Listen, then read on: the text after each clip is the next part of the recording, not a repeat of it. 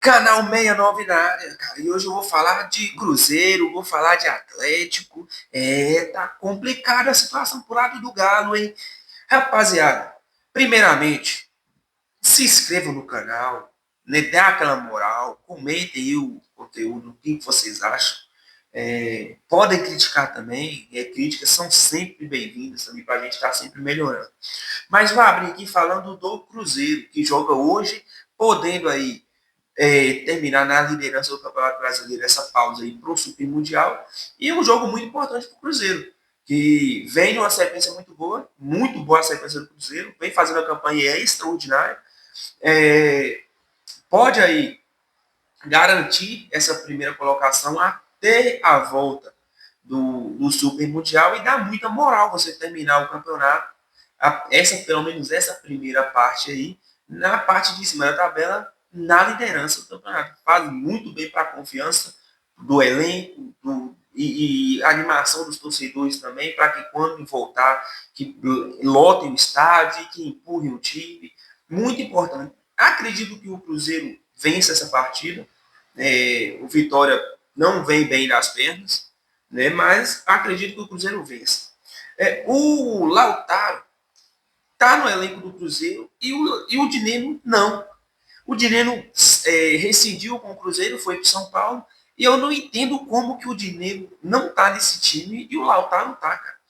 Porque o Dineno, ele é um jogador que voltou de lesão, não teve minutagem, não teve algumas oportunidades ali, mas não conseguiu aproveitar bem, mas ele estava mostrando que ele queria tentar, que ele queria continuar. Só que ele estava insatisfeito por não estar conseguindo desempenhar o futebol dele. Só que o Lautaro tem muito tempo que o Lautaro não está desempenhando futebol, não está jogando. E eu acreditava que até que o Lautaro iria sair antes de qualquer outro, né? Mas não, mas o fato é que o Dinheiro acertou com o Cruzeiro. A gente tinha contrato até o final desse ano, né? Até dezembro. E agora vai jogar pelo São Paulo.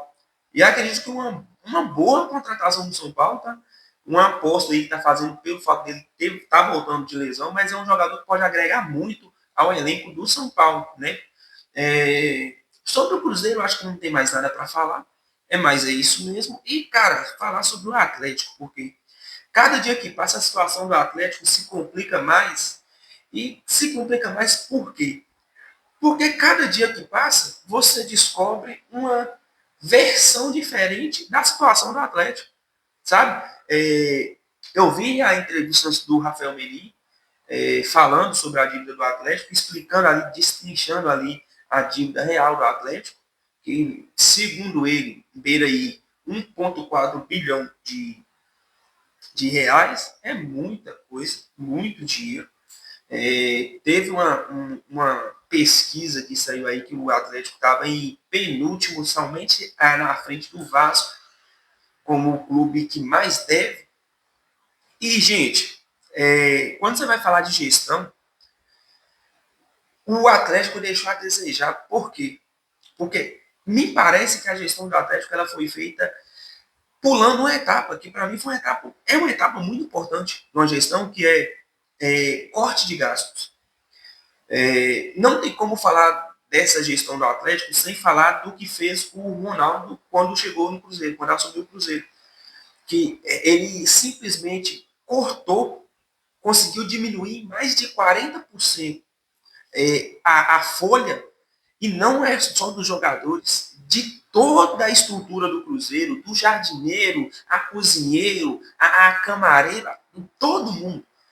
Então ele já pegou e teve um diagnóstico, cortou tudo que era para cortar e tomou até algumas decisões que os torcedores até hoje ficam na bronca, mas ele tomou umas decisões que, por mais que fossem impopulares na época, se você for olhar agora, ajudou demais. E o Atlético, quando vem a SAF do Atlético, a impressão que dá é que eles chegaram, injetaram dinheiro, montaram elenco e contaram que iriam ganhar. E com o dinheiro poderiam pagar as dívidas. Então, assim, gente, foi muito, muito amadora essa maneira de gestão, de você contar com uma coisa que não é palpável. Você não tem como você contar que você vai ganhar um título, porque, mano, são várias outras equipes disputando o mesmo título. E é complicado, é difícil ganhar campeonato, é complicado. Então, assim, eu acredito que essa gestão inicial, como posso dizer, esse pulada de etapa, né, acabou ocasionando nessa situação e que hoje está muito mais complicado. Né? Hoje fala que o Atlético só tem duas maneiras de quitar a dívida. Ou é com aporte financeiro, ou é com corte, com redução. E essa redução é o que deveria ter sido feito no início. No início. Para não estar se cogitando fazer esse corte agora. Então, assim, deveria ali ter feito esse corte, ter baixado a folha salarial e ter caminhado ali para depois montar um elenco forte. Só que o Atlético trouxe jogadores de potencial, investiu muito no elenco, só que não poderia ter vindo a Libertadores, né, mas não veio. O Campeonato Brasileiro, o Atlético praticamente abriu mão para disputar ali as competições de mata-mata, não deu na Copa do Brasil, não deu na Libertadores. E quando os títulos não vêm, a pressão aumenta, né? E um time que já está devendo abrir mão de cortar gastos para montar um elenco e brigar logo no início da SAF, cara, eu acredito que foi ali um tiro no pé. Não sei como que vai se dar essa questão daqui para frente. Acredito, e até por informações do próprio Rafael, ele não acredita em aporte financeiro, então meio que só tem uma saída que é um corte de gasto, que é reduzir a folha salarial, que é refazer um planejamento, outro planejamento, mas enxugar bastante ali, para poder tentar equilibrar.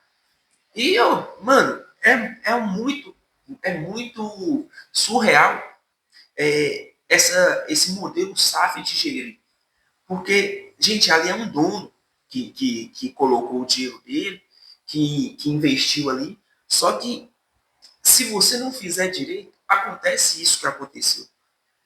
Então, é muito complicado. Olha o exemplo do Bahia aí, gente. Bahia, de todas as SAF, é a SAF mais rica. Só que é a que menos você vê bombástica no mercado, querendo montar elenco para ganhar campeonato. Já não. Tá indo direitinho, tá indo lá posição por posição. Hoje o Bahia já pode ser considerado ali entre os 7, 8 elencos da Série A, pode, já tá ali, mas é caminhando devagar, não adianta colocar o carro na frente dos bois, não adianta.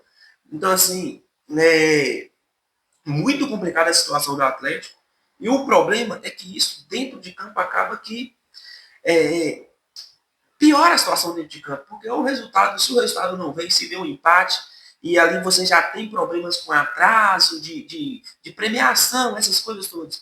E a mídia, por incrível que pareça, a mídia ela coloca essa situação como uma coisa que faz com que o torcedor perca a paciência e vá cobrar, como tem que cobrar mesmo. Só que eu acredito que tem uma hora ali que tem que ser apoio, cara, tem que apoiar, tem que dar apoio, porque tem que entender a situação dos jogadores, aqueles que estão sem receber salário, tá com salário atrasado. E o próprio Rafael Menino disse que não foi a primeira vez que isso aconteceu. E já aconteceu em 2021, 2022, só que, segundo ele, são atrasos curtos, de 10, 15 dias. Mas, ainda assim, um time que fez o que o Atlético fez, montou o elenco que o Atlético montou, que para mim é um elenco bom, não é um elenco limitado, não. Gente. É um elenco bom. Só que se as coisas não funcionam dentro de campo, muito tem também o extra-campo, fora de campo. Por isso que as coisas não estão acontecendo. Mas espero de verdade que as coisas voltem a acontecer dentro de campo e fora de campo o dono do Atlético consiga aí os donos, né, consigam aí uma solução, uma renegociação de dívida, sabe? Pagam um montante aqui e renegocia, joga para frente para poder aliviar no mínimo os ânimos dentro de campo e fora também, que a imprensa ela pare também um pouco de falar sobre o assunto e as coisas voltem a acontecer naturalmente dentro de campo. É isso que eu espero. No mais, galera, é isso. Se vocês puderem aí comentar aí o que vocês acham dessa situação, acham que também a SAF até pulou uma etapa ou não, tinha que investir de cara mesmo. Comenta aí